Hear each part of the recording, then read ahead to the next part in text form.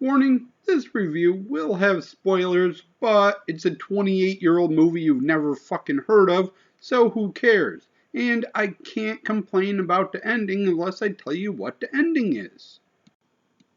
Someday I will have an actual intro graphic. Hello, welcome to another movie review. There are many movies called Final Approach. Today, we review the one from 1991. I don't know what the technical term is.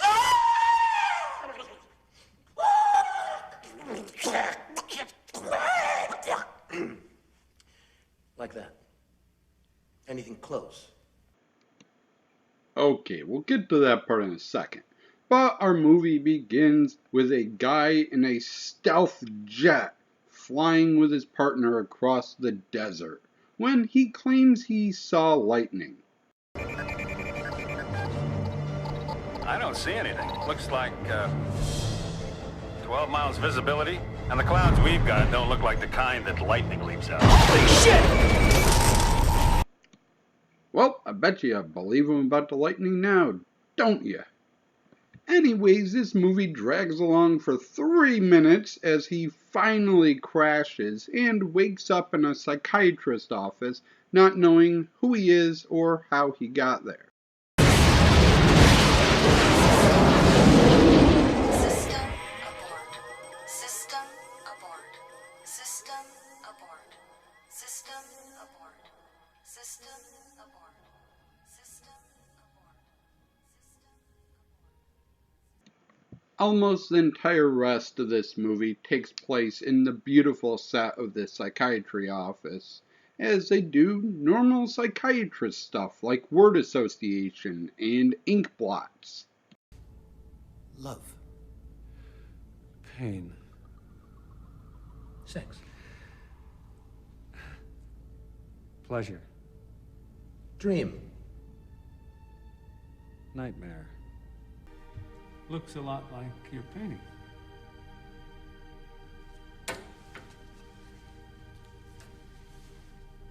That's right. You're right, that's amazing. I never noticed that. And oh yeah, lots and lots and lots of fucking flashbacks.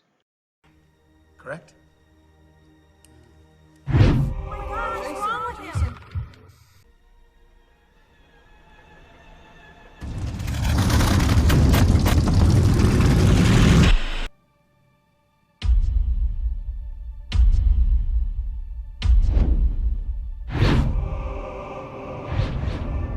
Seriously, this movie is about 300% flashback. It has more fucking flashbacks than Memento. You got me. I'm so scared. I know.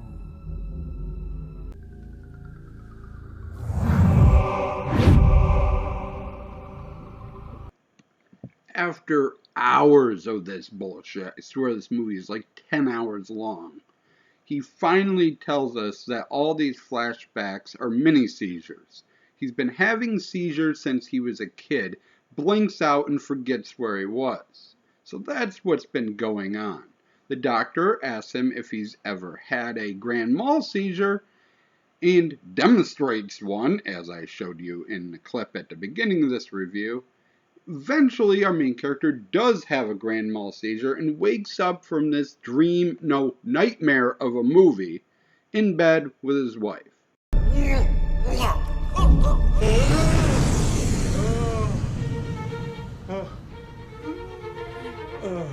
what's wrong? But no, that'd be too sensible of a fucking ending for this movie. Instead, no, he wasn't in bed listening to a documentary on seizures. That was the dream he had while in the seizure in the psychiatrist's office. So he's back in the psychiatrist's office, and at this point, both me and him lost our fucking minds. It looks kinda like this. Destructively and... What the fuck are you talking about? What the fuck are you talking about? My mind is potato puree. You're giving me platitude. Finally, all these fucking tests are done, and we actually just get a psychiatrist interview of, So what's the last thing you remembered? Why do you know about planes? What's going on? And we get another fucking flashback. You're in the cockpit of a plane. Concentrate. Try and remember. I want you to think back, Jason. Think about flying. Air Force. Remember what you did in the Air Force. Quick note, this flashback, 12 minutes long. Thankfully, this shit show finally comes to an end.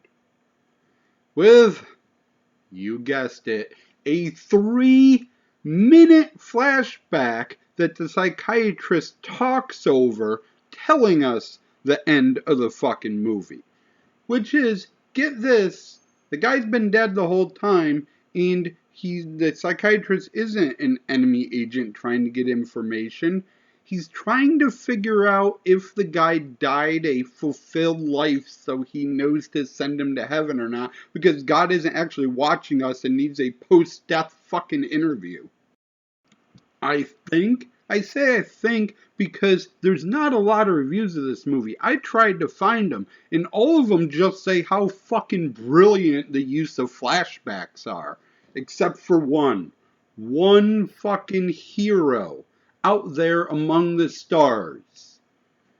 Video Hound's Golden Movie Retriever 1991 list of movies calls this ending, quote, unsatisfying. So at least there's fucking that. So overall, obviously I loved it. No, I wanted to like this movie because it looks and sounds fantastic, and some of the conversations were actually interesting, but I just didn't like the way they ended up going with the ending. I know that, like, they were leading you towards this is the enemy interviewing him ending, so they couldn't go with the obvious. Half of his flashbacks are this general telling him, don't tell him the truth. And there's a lot of narration going on in our main character's head where he has amnesia and he's trying to figure out what's going on and he doesn't know who the psychiatrist is. So it's interesting. I just hated where they went with the ending. I'm actually going to put the ending at the end of this review so you can watch it and tell me if I'm right about what the fuck was going on. I wanted to like this movie. It looks and sounds fantastic, but I just couldn't wrap myself around that ending. Our main character this time is played by James Sikking. He's been on tons of cop shows, Hill Street Blues, and has been playing a military guy or a cop since the 50s. But I know him best as playing Doogie Howser's dad on Doogie Howser MD. The psychiatrist is played by Hector Elizondo, who is on Last Man Standing as Tim Allen's boss. No one else in this movie really gets a speaking role other than the general who pops up a couple times, and he's played by Kevin McCarthy, who's been in 200 movies and you've seen him thousands of times. As I said, sound was very important in this movie, and they were among the first people to work in full digital. It was done by Ricardo Brodus and Tim Gedemir, and they went on to do lots of action films, Mortal Kombat, Underworld, Watchmen, things like that.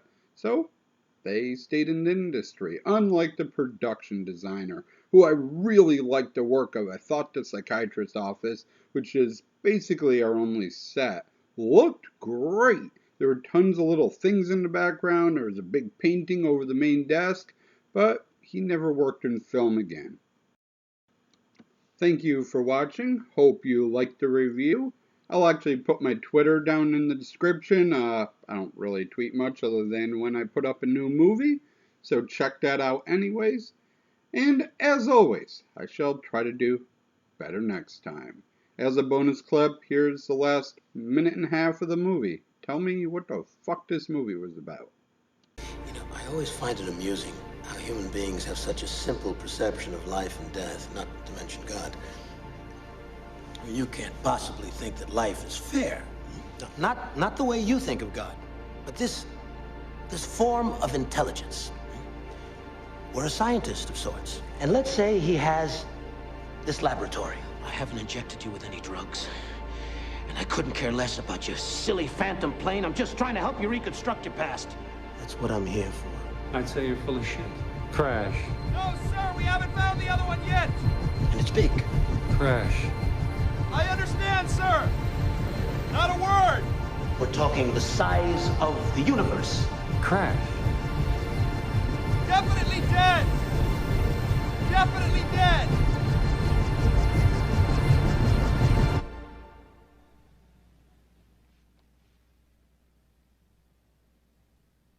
Life. Life.